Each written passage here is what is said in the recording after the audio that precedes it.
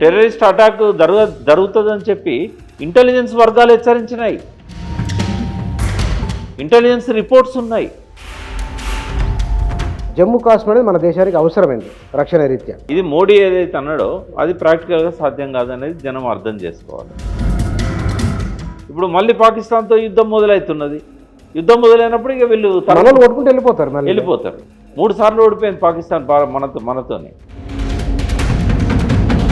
మతం పేరు మీద హిందువులను గుర్తించి చంపడం అనేది ఒక డర్టీ వర్క్. టెర్రరిస్టులు వాళ్ళను మరీ అడిగి వేటాడి చంపడం అనేది. పాకిస్తాన్ ప్రభువులు ఎవరైతే ఉన్నారో వాళ్ళకు మిలిటరీ మీద నియంత్రణ లేదు, టెర్రరిస్టుల మీద నియంత్రణ లేదు. ఇవి ఎవరి కంట్రోల్లో ఉన్నాయంటే అమెరికా కంట్రోల్లో ఉన్నాయి. అంటే అటువంటి పర్యాటక ప్లేస్లో ఒక్క సైనికాధికారి లేకపోవడం, ఒక్క సైనికుడు లేకపోవడం అనేది. నమస్తే. జమ్మూ కాశ్మీర్లో ఉగ్రవాదులు మన వాళ్ళను చంపిన తర్వాత కేంద్ర ప్రభుత్వం పాకిస్తాన్ విషయంలో కఠిన వైఖరి తీసుకోక తప్పదు అని ఒక అడుగు ముందుకు వేసింది. బహుశా చాలా ఘటనలు జరిగిన ఇట్లాంటివి. ఈసారి దేశమంతా ఒక తాటిపైకి వచ్చింది. భారతీయులంతా ఒక్కటి అని పదే భారత్ను డిస్టర్బ్ చేస్తున్న పాకిస్తాన్ విషయంలో ఇక సహించకూడదనే భావన కూడా బలంగా వ్యక్తమవుతున్నది. ఈ సందర్భంలో 2 దేశాలు పోటాపోటీగా ఆంక్షలను చెప్తున్నప్పటికీ భారతదేశం చేతిలో చాలాసార్లు ఓటమి చవిచూసినప్పటికీ పాకిస్తాన్ వైఖరి మారడం లేదు. ఇప్పుడు కొన్ని ఆంక్షలు, సింధు జలాలకు సంబంధించింది, సిమ్లా ఒప్పందం అని కొన్ని అంశాలు చర్చలోకి వస్తున్నాయి. వీటిని మనం ఎట్లా అర్థం చేసుకోవాలి, రాబోయే రోజులు ఎట్లా ఉండబోతున్నాయి, వీటి గురించి మనం తెలుసుకుందాం. మన దగ్గర రాజకీయ సామాజిక అంశాల విశ్లేషకులు చరిత్రకారులు వి ప్రకాష్ గారు ఉన్నారు. వారితో మాట్లాడదాం. సార్ నమస్కారం. నమస్తే కూర్చోండి. సార్, ఇంట్రోలో చెప్పినట్టుగా రాబోయే రోజులు ఎట్లా ఉండవచ్చు పరిస్థితి? ముందుగా ఈ టెర్రరిస్టుల కాల్పులకు గురై మరణించిన వాళ్లకు నివాళులర్పిస్తూ ఇలాంటి సంఘటనలు జరగకూడదు, మానవత్వానికి ఇవి మచ్చ తెచ్చే ఇట్లాంటి ఘటనలు భవిష్యత్తులో పునరావృతం కాకూడదని కోరుకుందాం. సో ఈ నేపథ్యాన్ని అంతా ఒకసారి మనం చూసినట్టయితే మహమ్మద్ అలీ జిన్నా పాకిస్తాన్ సపరేట్గా ఉండాలని బాగా పట్టుబట్టిండు. మాది ప్రత్యేకమైన జాతి అని, మా భాష సంస్కృతులు వేరని, మేము మీతో కలిసి ఉండమని చెప్పి ఈ మొత్తము ఈ 70-80 ఏళ్ళుగా జరుగుతున్న ఈ మారణకాండకు అంతటికి మొట్టమొదటి బాధ్యత ఎవరైనా వహించాల్సి వస్తే ముస్లిం సోదరులు ఏమనుకున్నా పర్వాలేదు, కానీ ఇదంతా నేను మహమ్మద్ జిన్నా ఖాతాలనే ఇస్తా. ఆయన గొప్ప దేశభక్తులు ఎవరు కాదనరు, కానీ వాళ్ళ దేశానికి భక్తుడు ఆయన. అంతకుముందు స్వాతంత్ర సమరయోధుడు ఆయన.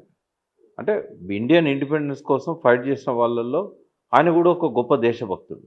కానీ ఎప్పుడైతే భారతదేశానికి స్వాతంత్రం ఇవ్వాలని చెప్పి బ్రిటిష్ వాళ్ళు ఒక నిర్ణయం తీసుకున్నారో, ఆయన అనారోగ్యంతో ఉండి కూడా ఆయన నాకు పాకిస్తాన్ సపరేట్ కావాలని చెప్పి బాగా పట్టుబట్టాడు. అంటే ఒకటి గుర్తుపెట్టుకోవాలి, ఇప్పుడు దాదాపు 7వ శతాబ్దం నుంచి ఇస్లాం ఉన్నది. 7వ శతాబ్దం నుంచి పాకిస్తాన్ సపరేట్ అయ్యేదాకా అన్యోన్యంగా కలిసిమెలిసి ఉన్నారు కదా. ఈవెన్ ఇక్కడ రాజుల పరిపాలన మొఘల్స్ ఎప్పుడైతే 14వ శతాబ్దంలో ఢిల్లీ పీఠాన్ని ఆక్రమించుకొని అక్కడి నుంచే స్వాతంత్రం వచ్చేదాకా కూడా ఈ దేశాన్ని ఎన్నో శతాబ్దాలు పరిపాలన చేశారు కదా మొఘల్స్. మరి ఆ టైంలో కూడా ఇంత వైలెన్స్ ఎప్పుడు జరగలేదు.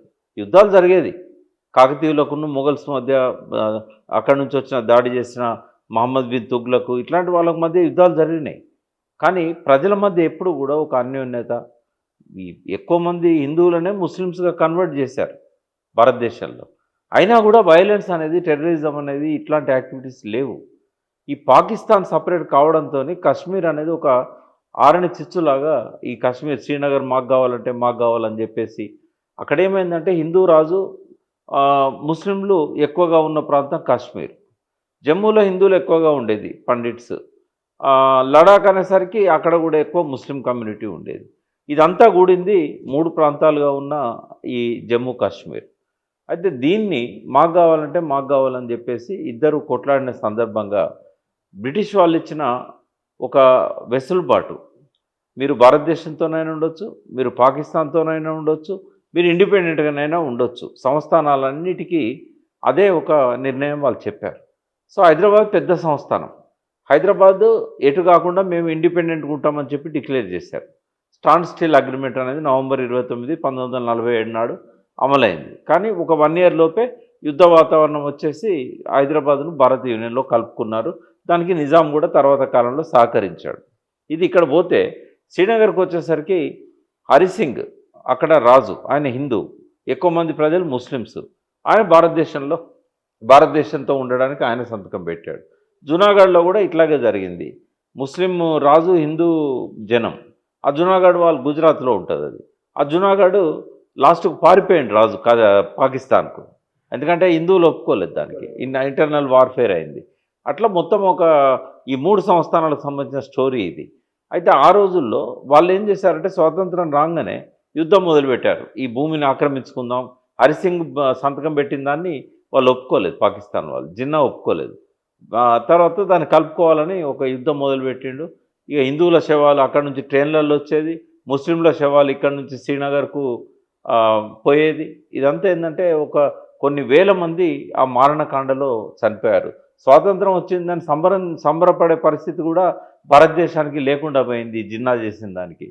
సరే ఆ ఖుదా ఏం చేసిండంటే జిన్నాను ఎక్కువసేపు ఉంటే మరి ఎక్కువ మంది చంపుతున్నాడనో ఏమో ఆయనను సెప్టెంబర్ 1948 పోలీస్ యాక్షన్ కంటే ఒకరోజు ముందు సెప్టెంబర్ 12 నాడే పోలీస్ యాక్షన్ స్టార్ట్ అయింది. 13 నాడు వచ్చారు మన దగ్గర సైన్యం హైదరాబాద్ స్టేట్ మీదకి. కరెక్ట్గా సెప్టెంబర్ 12 నాడు జిన్నా చనిపోయాడు. జిన్నా చనిపోయిన తర్వాత ఈ కాసిం రజ్వీకి ఒక పెద్ద సపోర్టు పోయినట్టు అయిపోయింది. సో ఇట్లా ఆ జిన్నా చేసిన కథ ఈ రెండు దేశాల మధ్య ఇప్పటికీ కూడా ఆరని చిచ్చులాగా నలుగుతూనే ఉంది. ఈ 2 దేశాల మధ్య ఒక 2 ఒప్పందాలు అయినాయి. ఏ సందర్భంలో అయినవి? ఒకటేమో సింధు నది అనేది అది మానస్ సరోవర్లో పుడుతుంది. టిబెట్ మానస్ సరోవర్లో పుట్టి అది లడక్ మీద నుంచి పాకిస్తాన్కి వెళ్తుంది. లడకే బౌండరీ. లే అని ఒక సిటీ ఉంది లడఖ్లో, లడక్ క్యాపిటల్. ఆ లే దగ్గర నుంచి ఆ సింధు నది పోతూ ఉంటుంది అన్నట్టు, ఇండస్ రివర్. నేను మా అమ్మ అస్థికలను అన్ని నదులలో కలపాలని చెప్పి ఈ సింధు నది ఎక్కడున్నదని వెతుక్కొని అక్కడ పోవడం జరిగింది. అక్కడికి వెళ్ళండి. నవంబర్ 2021 నవంబర్లో పోయినాను నేను. సింధు నదిలో అస్థికలు నిమజ్జనం చేశాను. అయితే ఆ సింధు నది లే దాటిన తర్వాత ఇంకా పాకిస్తాన్ బార్డర్లోకి వెళ్ళిపోతుంది అన్నట్టు. అయితే ఇందులో 5 నదులు ఉంటాయి. దీనికి ఉపనదులు. సింధు నదికి ఇండస్ రివర్ అంటారు. ఇది సింధు లోయ నాగరికత అన్నాం కదా. ఈ సింధు లోయ నాగరికత చాలా పురాతనమైనది. ఇది పంజాబ్ కొంత, అంటే తూర్పు పంజాబ్, పశ్చిమ Punjab, east Punjab and west Punjab అంటారు. ఈ మొహంజదారో ఇట్లాంటి సింధు నాగరికతకు సంబంధించిన ఆనవాళ్ళు ఉన్న ప్రాంతాలు హరప్పా, మొహంజదారో పాకిస్తాన్లో ఉండిపోయింది, ఈస్ట్ పాకిస్తాన్. మన వెస్ట్ పాకిస్తాన్కి వచ్చేసరికి హరప్పా, మొహంజదారో కూడా దాదాపు ఆ ప్రాంతంలోనే ఉన్నాయి. అయితే ఈ పంజాబ్ అని ఎందుకన్నారు అంటే 5 రివర్స్ అన్నాయి. పంజాబ్ అంటే 5 రివర్స్. ఈ 5 నదులు కూడా సింధు నది ఉపనదులు. ఈ రావి, బియాస్, సట్లెజ్ ఇవి వెస్ట్ పంజాబ్లో ఉన్నాయి. వెస్ట్ పంజాబ్ అంటే మన పంజాబ్, భారతదేశంలో ఉన్న పంజాబ్. పంజాబ్ 2 భాగాలైంది కదా. ఈస్ట్ పంజాబ్ అని అంటే జీలం అండ్ చినాబ్ ఆ 2 నదులు అటు సైడ్ ఉన్నాయి. ఏది ఇస్లామాబాద్, వెస్ట్ పాకిస్తాన్ అంటే వెస్ట్ పంజాబ్, పశ్చిమ. అయితే ఈ 5 నదులలో ఈ సింధు లోయ నాగరికత అనేది వెస్ట్ పంజాబ్లో ఉన్న ప్రాంతం కొంత, ఈస్ట్ పంజాబ్లో ఉన్న ప్రాంతం కొంత. అయితే 1960లో పాకిస్తాన్లో ఇరిగేషన్ సిస్టమ్ మొత్తం డెవలప్ అయింది బ్రిటిష్ కాలం నుంచి కూడా. ఈ సింధు లోయ దీని నుంచే, సింధు నది నీళ్ళే. అది జీలం అండ్ చినాబ్ ఉపనదులు ప్లస్ ప్రధానమైన నది. ఈ ప్రధానమైన సింధు నది మీద ఇండియాలో డ్యామ్ లేదు. ఎందుకంటే అది మానస్ సరోవర్ నుంచి, టిబెటన్ ప్రాంతం నుంచి, గుట్టల నుంచి వస్తూ ఉంటుంది. దానికి కేవలం ఒక లే సిటీ తప్ప, అక్కడ కలిసే ఉపనదులు తప్ప ఎక్కడ కూడా డ్యామ్ నిర్మించే అవకాశం భారతదేశానికి లేదు. ఇప్పుడు నిర్మించాలంటే లే బార్డర్లో నిర్మించాలి. లే సిటీ బార్డర్ లడక్, లే సిటీ బార్డర్లో నిర్మిస్తే లే సిటీ కూడా సబ్మర్జెన్స్లో పోతుంది. కాబట్టి మనకు అవకాశం లేదు అక్కడ. ఇంకోటి చుట్టూ గుట్టలే, పంటలు పండించుకునేది ఉండదు. విస్తారం కరెంట్ అయినా తయారు చేసుకోవచ్చు కదా మనం, ఆ? హైడల్ చేసుకోవచ్చు విద్యుత్తు. ఐడల్ చాలా ఉన్నాయి. అయితే అక్కడ ఉన్న టెర్రన్ బట్టి ఐడల్ చేసుకోవచ్చు. ఆ మానస్ సరోవర్ నుంచి మనం లడక్ వచ్చే మధ్యలో కూడా ఐడల్ చేసుకోవచ్చు, కానీ సుప్రీంకోర్టు ఆంక్షలు ఉన్నాయి. ఇది పర్వత శ్రేణుల మధ్యలో ఇవి పెట్టడం వల్ల ఎన్విరాన్మెంట్ దెబ్బతింటుంది అనేది జడ్జిమెంట్స్ ఇచ్చారు దాని మీద కూడా. అయితే ఈ ఈ పరిస్థితుల్లో 1960లో అప్పుడున్న పండిట్ జవహర్లాల్ నెహ్రూ మధ్య, అప్పుడు ఆయుబ్ ఖాన్ అనుకుంటా పాకిస్తాన్, వాళ్ళ మధ్య ఒక ఒప్పందం జరిగింది సింధు నది విషయంలో. సింధు నది విషయంలో. ఇప్పుడు ఎందుకు ఆ పాయింట్ వచ్చిందంటే, మొన్న మోడీ గారు ఈ టెర్రరిస్ట్ కాల్పుల తర్వాత సౌదీ అరేబియా నుంచి వచ్చి ఎయిర్పోర్ట్లోనే ఉన్నత శ్రేణి మీటింగ్ హోమ్ మినిస్టర్తో డిఫెన్స్ మినిస్టర్తో పెట్టి ఆయన అక్కడ డిక్లేర్ చేశాడు, సింధు నది నీళ్లను నేను వాడుకోనియకుండా ఆపుతాను అని. అయితే ఇక్కడ ప్రజలకు అర్థం కావాల్సింది ఏంటంటే, ఈ వెంటనే ఆగిపోయేటివి కావవి. అయితే ఆ ఒప్పందం ఏంది అసలు? ఒప్పందం 1960లో ఏం చేసింది? సింధు నది ఒప్పందం అంటే ఏంటిది అంటే 1960లో ఇది జరిగింది. Pakistan prime minister, Indian prime minister. దీనిలో ఏంటంటే రావి, బియాస్, సట్లెజ్ ఇవి మన దగ్గర ఉన్నాయి ఈ నదులు. పంజాబ్లో, తర్వాత ఆ బార్డర్ హర్యానాలో కొంత ఉన్నాయి అన్నట్టు. ఈ రావి, బియాస్, సట్లెజ్ మన దగ్గర ఉన్నాయి కాబట్టి ఈ నీళ్ళన్నీ మనం వాడుకోవాలి. ఏది ఉపనదులకి, వాటి మీద డ్యామ్స్ ఉన్నాయి మనకు. రావి మీద ఉంది, బియాస్ మీద ఉంది, సట్లెజ్ మీద ఉంది, బాక్రానంగల్ డ్యామ్ ఉన్నది. ఇవన్నీ కూడా వీటి మీద ఉన్నాయి. కానీ ఆ జీలం, చినాబ్ ఈ నదులు పాకిస్తాన్లో కలుస్తాయి, ఉపనదులు. కాబట్టి వాటి వాటర్ని వాళ్ళు వాడుకోవాలి. వాటితో పాటుగా మెయిన్ సింధు నది ఉంది కదా, ఆ నీళ్ళను వాళ్ళు వాడుకోవాలి. దాని మీద వాళ్ళు డ్యామ్ కట్టుకున్నారు. అయితే పాకిస్తాన్లో పంటలు పండే భూమిలో 94% భూమి సింధు నది మీద ఆధారపడింది. సాగునీరు అంటే ఇరిగేటెడ్ వాటర్ 94%. అంటే దాదాపు 3.5 కోట్ల, దాదాపు 4 కోట్ల ఎకరాలు, 4 కోట్ల ఎకరాలు అక్కడ భూమి ఉంటే అందులో 94% సాగయ్యే భూమి సింధు నది కింద ఉన్నది. ఇప్పుడు సింధు నీళ్ళను మనం ఆపేయాలంటే ఇమ్మీడియట్గా ఆపలేము, కొంత సమయం పట్టవచ్చు. కానీ ఆపడం కూడా అది ప్రకృతికి విరుద్ధమవుతుంది. ఎందుకు అనంటే అక్కడ మీరు డ్యామ్ కడతారు, ఓవర్ఫ్లో అవుతుంది డ్యామ్ కొట్టుకపోవచ్చు కూడా. నువ్వు కనుక గేట్లు వేసి పెడితే డ్యామ్ పైనుంచి నీళ్ళు పోతాయి. ఒక లెవెల్ వరకు ఆపగలుగుతావు, తర్వాత ఏం కావాలి? అయితే ఆ లెవెల్ ఇప్పుడు మనం డ్యామ్ కట్టుకునే అవకాశం ఎక్కడుంది అంటే, ఒక పరిమితమైన ప్రాంతము లడక్ వ్యాలీ, లే సిటీ. నువ్వు ఆడ చాలా హైట్, బాక్రానంగల్ లాగా చాలా హైట్ కట్టావు అనుకో, లే సిటీ మొత్తం మునిగిపోతుంది. అది క్యాపిటల్ ఇప్పుడు లడక్కి క్యాపిటల్. ఈ సమస్యలు ఉన్నాయి. మనం ఆపాలంటే కూడా ఆపలేమనే విషయం. మరి ఒప్పందం రద్దు అన్నారు కదా, ఏమిటి దాని అంటే మేము నీళ్ళు ఇయ్యమని, మేము సింధు నది నీళ్ళని చేయగలమా? సాధ్యం కాదు. అదే చెప్తున్నా నేను, సాధ్యం కాదు. ఎందుకు కాదంటే సింధు నది మీద మన దగ్గర డ్యామ్ లేదు, నీళ్ళు ఆపుకుందామంటే. రెండవది ఫ్లాష్ ఫ్లడ్స్ వస్తాయి, మానస్ సరోవర్ నుంచి ఫ్లాష్ ఫ్లడ్స్ వస్తాయి. నువ్వు ఎంత పెద్ద డ్యామ్ కట్టినా కూడా ఆ నిండి ఓవర్ఫ్లో అయిపోతుంది. మూడవది ఏంటంటే అక్కడ డ్యామ్ కట్టే అవకాశం ఉన్నది ఒకే ఒక్క దగ్గర, లడఖ్లో. ఆ లడఖ్లో అది కడితే లే సిటీ మునిగిపోతుంది. కాబట్టి మనం నోటి మాటతో బెదిరించడానికి పనికి వస్తుంది, కానీ వాస్తవంగా ఆపడానికి పనికిరాదు. ఈ ప్రవహించే నదులను ఆపలేం మనం. ఆపలేమంటే మనం అంటే ప్రభుత్వం అంటే వారికి ఏదో రకంగా చెప్పాలి కదా. అంటే మేము ఆపుతామని చెప్తాం, నీకు తలుపులు బంద్ చేయడానికి డ్యామే లేదా, ఎక్కడ ఆపుతావు నువ్వు? పోనీ ఇప్పుడు డ్యామ్ మొదలుపెట్టినా కూడా 20 ఏళ్ళకి అవుతుంది. 20 ఏళ్ళ తర్వాత కూడా నువ్వు ఆపలేవు, ఎందుకంటే బాగా నీళ్ళు వస్తాయి, ఆ నీళ్ళన్నీ కిందికి వెళ్ళిపోతూనే ఉంటాయి కదా. అంటే వాళ్ళు సెక్యూరిటీ పరంగా తీసుకున్నా సరే, బయట ఎన్ని మాట్లాడినా సరే, జమ్మూ కాశ్మీర్ అనేది మన దేశానికి అవసరమైంది రక్షణ రీత్యా. అంటే ఒక్కొక్క విషయం మాట్లాడదాం. ఈ సింధు నది నీటిని క్లోజ్ చేద్దాం. ఓకే, ఇది మోడీ ఏదైతే అన్నాడో అది ప్రాక్టికల్గా సాధ్యం కాదనేది జనం అర్థం చేసుకోవాలి. మరి రద్దు అంటే ఎందుకు? మరి ఒప్పందం రద్దయింది కానీ ఆ వాడుకోనియకుండా ఆపడం అనేది సాధ్యం కాదని చెప్తుంది. ఇంకో రూపంలో తీసుకోనికి వీలు లేదా? లేదు, ఎందుకంటే ఇది టిబెట్ నుంచి హిమాలయాస్ మీకు వెళ్ళి డైరెక్ట్ వచ్చి ఆ లడఖ్నే నదిగా ఫామ్ అవుతుంది. టెర్రన్ మీద కాకపోతే ఆ పైన ఉన్న వాటిలల్లో డ్యాములు మనం ఆల్రెడీ కట్టుకున్నాం, ఇంకా కట్టుకోవడానికి మనకు రైట్ ఉంది. సిమ్లా అది ఆ ఒప్పందం రద్దయినా కూడా మనం కట్టుకునేది కట్టుకోగలుగుతాం. వాళ్ళ ప్రాంతాలలో కూడా వాళ్ళు కట్టుకునేది వాళ్ళు కట్టుకుంటారు. వాళ్ళు కట్టుకోరు కానీ ప్రధానమైన నదిని ఆపడం అనేది సాధ్యం కాదు అనేది ఒకటి. ఓకే. కొన్ని నీళ్ళని ఆపుకోగలుగుతాం, చిన్న డ్యామ్ కట్టుకొని కొన్ని నీళ్ళు ఆపుకోగలుగుతాం. కానీ చాలా వాటర్ వస్తుంది సింధు నదిలో. ఆ వాటర్ అంతా కిందికి వదిలిపెట్టాల్సి వస్తుంది. డ్యామ్ కట్టినా కూడా మన చేతిలో ఏముండదు. మనం ఇయ్యొద్దు అని అనుకుంటే మనం మునిగిపోతాం.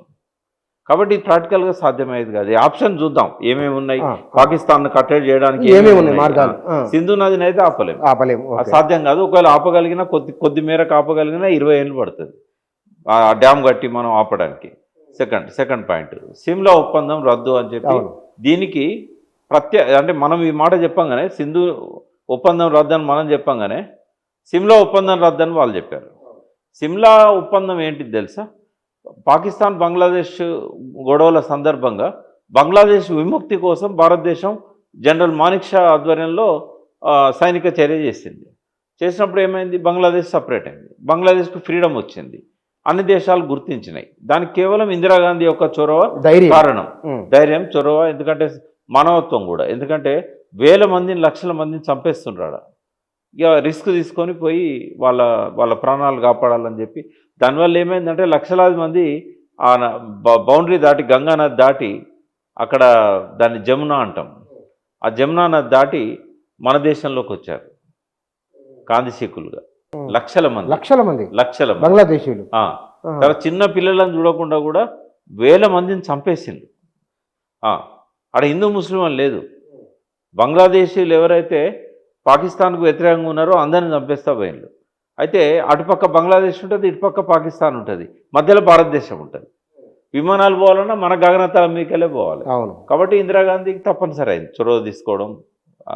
అయితే ఆ టైంలో పాకిస్తాన్ ఓడిపోయింది యుద్ధంలో. ఓడిపోయిన తర్వాత వెనక్కి తగ్గారు, చేతులు ఎత్తేసారు, మేము ఇంకా యుద్ధం చేయము అని.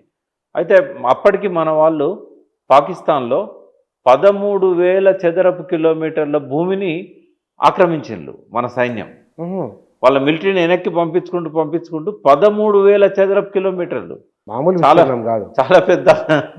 అంటే మనకు తెలంగాణలో ఒక 2 జిల్లాలంతా, మహబూబ్ నగర్, నల్గొండ అంతా చాలా విశాలమైన భూమి ఆక్రమించి 100 కిలోమీటర్లు, 13,000 కిలోమీటర్లు, స్క్వేర్ కిలోమీటర్స్, చదరపు కిలోమీటర్. సో అది మొత్తము ఇప్పుడు మొత్తం జిహెచ్ఎంసీ 624 చదరపు కిలోమీటర్లు. ఇట్లాంటివి. అయితే ఇదంతా ఆక్రమించుకున్న తర్వాత వాళ్ళు ఏం చేసిందంటే, సరే మేము యుద్ధాన్ని ఆపేస్తున్నాం, మా భూమిని మాకు తిరిగి ఇచ్చేయండి అని అడిగారు, వెనక్కి వెళ్ళండి అని అడిగారు.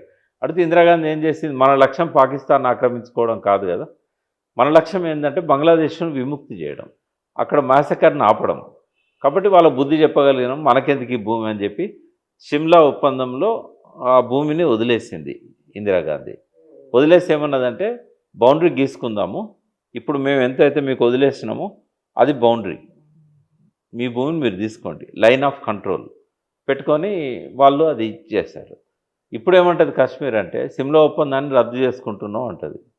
అంటే there is no boundary. Pakistan ఇప్పుడు దేర్ ఇస్ నో బౌండరీ, ఇప్పుడు సరిహద్దు లేదు. ఇదేంటంటే వాళ్ళు ఎక్కిన కొమ్మను వాళ్ళు నరుక్కున్నారు, వాళ్ళ బొంద వాళ్ళు తీసుకున్నారు.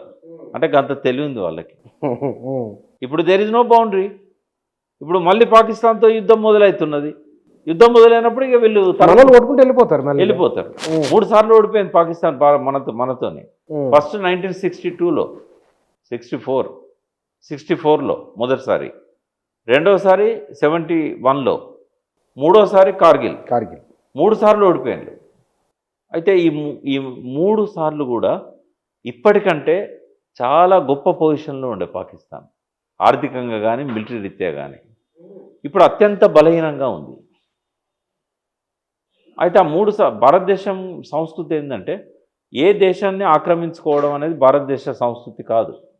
అక్కడ బీజేపీ ఉండని, వాజ్పేయి ఉండని, మోడీ ఉండని, గతంలో జవహర్లాల్ నెహ్రూ ఉండని, ఇందిరాగాంధీ ఉండని, రాజీవ్ గాంధీ ఉండని, మధ్యలో వచ్చిన మొరార్జీ, విశ్వనాథ్ ప్రతాప్ సింగ్, చంద్రశేఖర్, ఎవరిదైనా పాలసీ ఏంటంటే, మన తెరువుకి ఎవడనైతే ఊరుకోము, మనం ఎవరి తెరువు పోము. ఇది మన పాలసీ. సో ఈ పాలసీని ఇప్పుడు బ్రేక్ చేయాల్సిన పరిస్థితి వచ్చింది. నరేంద్ర మోడీ గారు. పాకిస్తాన్ కారణంగా. ఎందుకు అనంటే పాకిస్తాన్ ప్రతిసారి రెచ్చగొడతా ఉన్నది. ఇక్కడ చాలామంది తెలియని ఒక రహస్యాన్ని నేను చెప్పదలుచుకున్నా. ఇది నా నోట్లోంచి రాలే. పాకిస్తాన్ డిఫెన్స్ మినిస్టరు మాట్లాడిన మాటలు. ఆసిఫ్ ఎప్పుడు? నిన్న మొన్న. ఓకే. ఆయన ఏమన్నాడంటే ఇది డర్టీ వర్క్ అన్నాడు. ఈ టెర్రరిస్టులు వచ్చి మతం పేరు మీద హిందువులను గుర్తించి చంపడం అనేది ఒక డర్టీ వర్క్. ఈ డర్టీ వర్క్ వాళ్ళు ఎందుకు చేస్తున్నారు అని చెప్పడానికి ఏం చెప్పిండంటే అమెరికా ఒత్తిడి వల్ల, లండన్ లాంటి వెస్టర్న్ కంట్రీస్ ఒత్తిడి వల్ల మేము చేయాల్సి వస్తున్నది అని చెప్పాడు. ఇది మాకేమీ ఇట్లా చంపాలని లేదు, ఈ టెర్రరిస్ట్ యాక్టివిటీ మాకు చేయాలని లేదు, కానీ అమెరికా పశ్చిమ దేశాల యొక్క ఒత్తిడి అని చెప్పి ఇంక్లూడింగ్ లండన్ అని చెప్పాడు. అంటే దీని మీద విశ్లేషణ జరగాలి, చాలా సీరియస్. అహూజా ఆసిఫ్ మీరు దొరుకుతుంది మీకు. మీరు వియాన్ అని ఒక ఛానల్ ఉన్నది, వియాన్ ఛానల్లో ఆయన ఇంటర్వ్యూను కోట్ చేశారు. ఇది ఒకటి గుర్తుపెట్టుకోండి. రెండవది ఇమ్రాన్ ఖాన్, ప్రముఖ క్రికెటర్, సునీల్ గవాస్కర్ పీరియడ్లో పాకిస్తాన్, ఆయనకు ఇలా కోట్లాది మంది అభిమానులు భారతదేశంలో ఉన్నారు ఒక క్రికెటర్గా.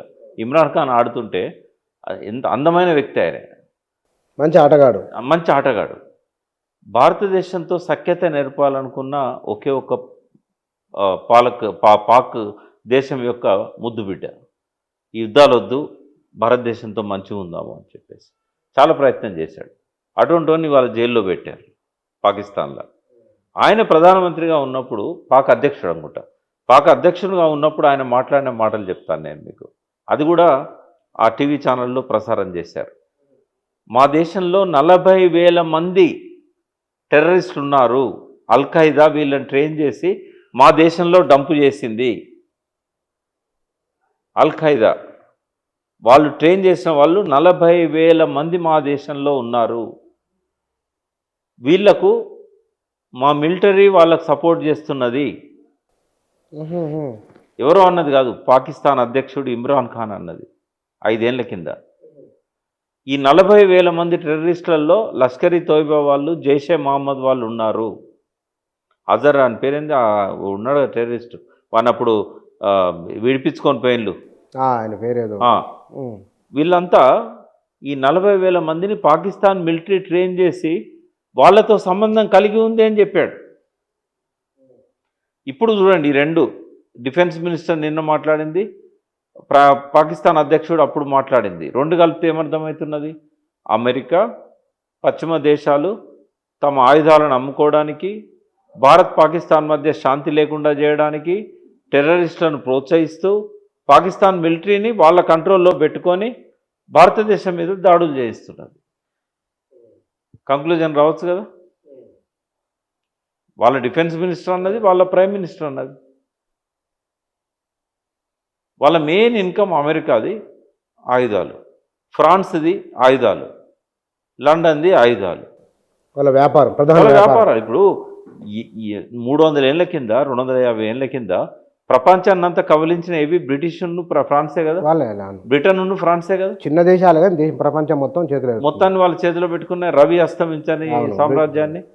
దేనివల్ల అంటే మన ఈ కత్తులు, బాణాలు, వాళ్ళే తుపాకులు, తోపులు, తుపాకులు. అంటే మందుగుండు సామాగ్రిని వాడడంలో, ఆయుధాల తయారీలో 300 ఏళ్ల కిందనే వాళ్ళు ప్రావీణ్యత, నైపుణ్యత పొందారు. వాళ్ళ ఆయుధాలకు మార్కెట్ కావాలి, ఇవి అమ్ముకోవాలంటే ఏం కావాలి? దేశాలు ప్రశాంతంగా ఉండకూడదు, దేశాల మధ్య యుద్ధ వాతావరణం ఉండాలి. ఇది ఇప్పుడున్న నేపథ్యం. ఇప్పుడు ఈ పాకిస్తాన్ నుంచి వారి మాటలు అక్కడ మన సోషల్ మీడియాలో వస్తూ ఉన్నాయి. ఇట్లా ప్రొవోక్ చేయడం వలన మీరు ఒక మాట అన్నారు, మన ప్రధానమంత్రి గతంలో అంటే ఒక అడుగు ముందుకు వేయాల్సి వస్తుందేమో అన్నారు కదా, పడవచ్చా? ఒక అడుగు ముందుకు పడవచ్చా? ఇన్ఎవిటబుల్ సిచ్యువేషన్ వచ్చింది, ఇప్పుడు ఒక అనివార్యత వచ్చింది. అంటే 2 ఆప్షన్స్ ఉన్నాయి. ఇవాళ ట్రంప్ ఏమంటున్నాడు? నాకు పాకిస్తాన్ కావాలి, భారతదేశం కావాలి, కానీ ఇప్పుడు ఈ సందర్భం ఏదైతున్నదో ఈ సందర్భం చాలా బాధాకరం. దీనికోసం భారతదేశం ఏ చర్య తీసుకున్నా కూడా నేను భారతదేశంతో సపోర్ట్గా ఉంటాను అన్నాడు. నా మద్దతు ఉంటుంది అన్నాడు. ఇజ్రాయెల్ అన్నది. ఇప్పుడు నేను చెప్పిన దేశాలన్నీ అన్నాయి. ఫ్రాన్స్ అధినేత అన్నాడు, లండన్ ప్రైమ్ మినిస్టర్ అన్నాడు, యూరోపియన్ కంట్రీస్ అన్నాయి. ఒక చైనా తప్ప మొత్తం ప్రపంచం అంతా ఇవాళ భారతదేశం వైపు ఉంటాము ఈ కష్టకాలంలో అని చెప్పారు. ట్రంప్ మాటల్ని చూసినట్టయితే పాకిస్తాన్ కావాలి, భారతదేశం కావాలి, కానీ భారతదేశం తీసుకునే చర్యలకు మద్దతుగా ఉంటా అన్నాడు. అంటే దాని అర్థం ఏంటంటే వాడి దగ్గర గోడౌన్లల్లో లక్షల కోట్ల విలువ చేసే ఆయుధాలన్నీ ఉన్నాయి. రకరకాల మనం యుద్ధ విమానాల దగ్గర నుంచి AK-47 లాంటి మోడర్న్ వెపన్స్ వరకు ఉన్నాయి మన దగ్గర. అయితే ఇవన్నీ అమ్ముకోవాలి. ఇప్పుడు ఇవన్నీ అమ్ముకోవాలంటే వాని మెయిన్ గోల్ ఏంటంటే 45 ట్రిలియన్ లోన్ ఉంది ఆ కంట్రీకి. అంటే ఒక 100 దేశాల అప్పు ఎంత ఉన్నదో భారతదేశంతో సహా అంత అప్పు అనుకుంది. భారతదేశం వానికి ఎందుకు కావాలి అంటే వాని ఉత్పత్తులకు మార్కెట్ భారతదేశం కావాలి, వాని పంటలు అమ్ముకోవడానికి భారతదేశం కావాలి. చైనాకు కూడా పెద్ద మార్కెట్ ఇండియానే, అమెరికా తర్వాత ఇండియా వాని ఎక్స్పోర్ట్స్లలో. అమెరికాలో జనాభా తక్కువ ఉన్నా కూడా కొనుగోలు శక్తి ఎక్కువ ఉంది కాబట్టి చైనాకు అది ఒక పెద్ద మార్కెట్ అయింది. సెకండ్ మార్కెట్ ఇండియా అయింది. అయితే ఇప్పుడు ఈ పరిస్థితులలో ఒకవేళ యుద్ధమే జరిగినట్టయితే పాకిస్తాన్కు సపోర్ట్గా చైనా పోకపోవచ్చు, వాళ్ళ మార్కెట్ దెబ్బతింటుంది. ఇంకోటి అక్కడ ఎకానమీ కూడా కొంచెం డోల్డ్రమ్స్లో ఉంది. ట్రంప్ పాకిస్తాన్ ఏంటంటే ఎంతసేపు నా దగ్గర అణ్వాయుధం ఉన్నదని బెదిరించడం తప్ప వాళ్ళు ఏ రకంగా కూడా తట్టుకోలేరు. ఎందుకంటే వాటర్ బాటిల్ 150 రూపాయలన్నది, లీటర్ పాలు 250 రూపాయలు అయినాయి. పెద్ద ద్రవ్యోల్బణం ఉన్నది. గ్రోత్ రేట్ 2.5% పడిపోయింది. ఆర్థికంగా బాగా చితికిపోయి ఉన్నారు. ఇట్లాంటి పరిస్థితుల్లో వాళ్ళు ఎక్కువ కాలం యుద్ధం చేయలేరు. సో అమెరికా ఇప్పుడు ఏం చేయాలి? ఇటు భారతదేశాన్ని ఎంకరేజ్ చేయాలి, మొదటి బాంబు పాకిస్తాన్ మీద భారతదేశంతో వేయించాలి, వాళ్ళ వెపన్స్ అన్నీ కూడా పాకిస్తాన్కి అమ్ముకోవాలి. వాళ్ళు ట్రైన్ చేసిన తాలిబాన్స్ అంటే వాళ్ళకు అగెనిస్ట్గా ఉన్నారు కాబట్టి వాళ్ళు దీన్ని ఖండించింది ఈ ఇన్సిడెంట్ను. ఇవాళ తాలిబాన్కి అమెరికాకు మధ్యన యుద్ధం జరిగింది. అక్కడ ఫస్ట్ తాలిబాన్లను ఎంకరేజ్ చేసింది కూడా అమెరికానే ఆఫ్ఘనిస్తాన్ విషయంలో. తర్వాత అదే తాలిబాన్ల దాడికి తట్టుకోలేక దేశాన్ని వదిలిపెట్టిపోయిన వాళ్ళు. ఇప్పుడు ఈ అల్-ఖైదా, లష్కర్-ఇ-తోయిబా, జైషే మహమ్మద్ వీళ్లకు వెన్నుదన్నుగా ఉన్నది ISI. వాళ్ళ మిలిటరీ వాళ్ళంతా కూడా వెన్నుదన్నుగా ఉన్నారు. ఇప్పుడు కనుక వాళ్ళ స్థావరాలను మట్టుబెట్టి వాళ్ళ దేశం మీద యుద్ధం ప్రకటిస్తే ఇంకా పాకిస్తాన్ అనేది ఉండదు. RSS కావాల్సింది కూడా అదే. ఇంతకంటే మంచి అవకాశం అయితే నరేంద్ర మోడీ గారికి, భారతదేశానికి అయితే రాదు. పాకిస్తాన్ను తుడిచిపెట్టే అవకాశం వచ్చింది ఇప్పుడు. అయితే ఒకవేళ ఒక విశ్లేషకునిగా ఏం చేస్తే బాగుంటుందని నన్ను అడిగితే నేను ఇంతకుముందు నేను చెప్పిన దాన్ని సపోర్ట్ చేయాలి, యుద్ధాన్ని సపోర్ట్ చేయాలి. ఏం చేయాలంటే లష్కర్-ఇ-తోయిబా, జైషే మహమ్మద్, అల్-ఖైదా ఈ తీవ్రవాద స్థావరాలను మట్టుబెట్టవచ్చు. ఇంతకుముందు ఏదైతే సర్జికల్ స్ట్రైక్స్ చేశారో అట్లాంటివి చేయొచ్చు. దానిలో కొంత నష్టం మనకు కూడా జరుగుతుంది. కానీ దేశాన్ని కంప్లీట్గా ఆక్రమించుకోవడము లేదా పాకిస్తాన్ మీద కంప్లీట్గా యుద్ధం ప్రకటించడం అనేది అది యునైటెడ్ నేషన్స్ నియమాల ప్రకారం భారతదేశం వన్ ఆఫ్ ది మెంబరే కాకుండా ఒక రెస్పెక్టబుల్ మెంబర్, కట్టుబడి ఉండాలి. అంటే ఎంత ఆవేశం వచ్చినా ఎంత నష్టం జరిగినా ఆ దేశాన్ని ఆక్రమించుకోవాలనే ఆలోచన ఇవాళ చాలామందిలో 190 మందిలోకి వచ్చింది ఈ ఇన్సిడెంట్ తర్వాత. ఎంత దుఃఖం. మోడీకి పెద్దగా వ్యతిరేకత భారతదేశంలో ఉంటుందని నేను అనుకోను. ఈవెన్ ఓవైసీ లాంటి వాళ్ళు కూడా సపోర్ట్ చేసినా చేస్తారు. అంటే దీన్ని తీవ్రవాద చర్యలను ఖండిస్తాడు. కానీ రేపు పాకిస్తాన్ అవసరమైతే ఆక్రమించుకుందాం అనే కాడ తప్పనిసరి అయితే ఓవైసీ కూడా సపోర్ట్ చేస్తాడు కావచ్చు. కానీ ఓ కరగోపాల్ కానీ, ఓ ప్రకాష్ కానీ, ఓ కోదండరామ్ కానీ ఎవరైతే కొంచెం విశ్వవ్యాప్తంగా మానవాళికి మేలు చేయాలనే ఆలోచనలతో ఉన్నవాళ్ళు ఉంటారు కదా, కేసీఆర్ లాంటి వాళ్ళు కూడా కావచ్చు, సపోర్ట్ చేయను. పాకిస్తాన్ను ఒక దేశంగా ప్రపంచ పటంలోంచి తుడిపేయడం అనేది కరెక్ట్ చర్య కాదు. అవసరమైన అన్ని రిటాలియేషన్స్ చేయొచ్చు, దాడులు చేయొచ్చు, టెర్రరిస్టులను అప్పజెప్పమని చెప్పి యునైటెడ్ నేషన్స్ ద్వారా పాకిస్తాన్ గవర్నమెంట్ మీద ఒత్తిడి తేవచ్చు. కానీ పాకిస్తాన్ మీద యుద్ధం చేస్తే వచ్చే లాభం ఎవరికి అంటే అమెరికా, బ్రిటన్లకు, ఫ్రాన్స్కి, కొంత ఇజ్రాయెల్కి. కానీ మనకు వచ్చేది మళ్ళీ 1,00,000 మంది సైనికులను పోగొట్టుకోవడమే అవుతుంది. మనం ఆవేశాలకు లోనైతున్న జనానికి కూడా నేను చెప్పేది ఏంటంటే మోడీ చేసే చర్యలను మనం ఖచ్చితంగా సపోర్ట్ చేద్దాం. కార్గిల్ వారప్పుడు కూడా వాజ్పేయికి సపోర్ట్గా మనం అంతున్నాం. బంగ్లాదేశ్ వారప్పుడు ఇందిరాగాంధీకి సపోర్ట్గా ఉన్నాం. బంగ్లాదేశ్ వారప్పుడు ఇందిరాగాంధీ కోసం తెలంగాణ ఉద్యమాన్ని ఆపుకున్నాం. రిక్వెస్ట్ చేసింది. నేను ఒక పక్కన బంగ్లాదేశ్ ఇష్యూలో పాకిస్తాన్తో యుద్ధం చేస్తుంటే మీరు ఇక్కడ నుంచి వెన్నుపోటు పొడవకండి మాకు అని చెప్పి చెన్నారెడ్డిని, కొండలక్ష్మణ్ బాపూజీని రాజమండ్రి జైలు నుంచి డైరెక్ట్గా ఢిల్లీకి పిలిపించుకొని ఢిల్లీలో సుప్రీంకోర్టులో బెయిల్ దొరికిన తర్వాత వాళ్ళని రిక్వెస్ట్ చేసింది, మీరు తెలంగాణ ఉద్యమాన్ని ఆపండి, నేను ఇట్లా ఉన్నప్పుడు మీరు ఆ పని చేయడం కరెక్ట్ కాదు, నన్ను చికాకు పెట్టకండి, వేరే ఏదన్నా అడగండి ఇస్తా, కానీ ఒక తెలంగాణ మాత్రం ఇవ్వలేను, నా పరిస్థితి అర్థం చేసుకోండి అంటే ఆపినాం మనం. అంటే తెలంగాణ తనను తను త్యాగం చేసుకున్నది ఆ రోజు 64 యుద్ధం అప్పుడు. నిజాం తన దగ్గర ఉన్న బంగారాన్ని అంతా కూడా యుద్ధ విరాళంగా ఇచ్చాడు. అన్నిసార్లు మనం సపోర్ట్ చేశాం, ఇప్పుడు కూడా మనం సపోర్ట్ చేద్దాం, కానీ పాకిస్తాన్ ఆక్రమించుకోవడం అనేది లక్ష్యం కాకూడదు. అంటే వాళ్ళ ఆక్రమణ కూడా అనలేదు, కానీ వీళ్ళకు తీవ్రవాదులు, ఈ రోజున్న టెర్రరిస్టులకు తగిన గుణపాఠం చెప్తాము అని. ఈ రోజున్న వాతావరణం ప్రకారం ఏంటంటే యుద్ధ మేఘాలు కమ్ముకున్నాయి, యుద్ధం అనివార్యం అయిపోయింది. బట్ అది సిమ్లా ఒప్పందానికి మూలమైన 13,000 కిలోమీటర్ల లోపలికి మన వాళ్ళు పోయినా కూడా మళ్ళీ వెనక్కి వచ్చి ఔదార్యాన్ని ప్రకటించారు కదా ఇందిరాగాంధీ. ఆ పద్ధతిలో ఉండాలి తప్ప, బుద్ధి చెప్పే విధంగానే ఉండాలి తప్ప ఆ దేశ ఆక్రమణ అనేది లక్ష్యం కాకూడదని కోరుకుంటున్నాను.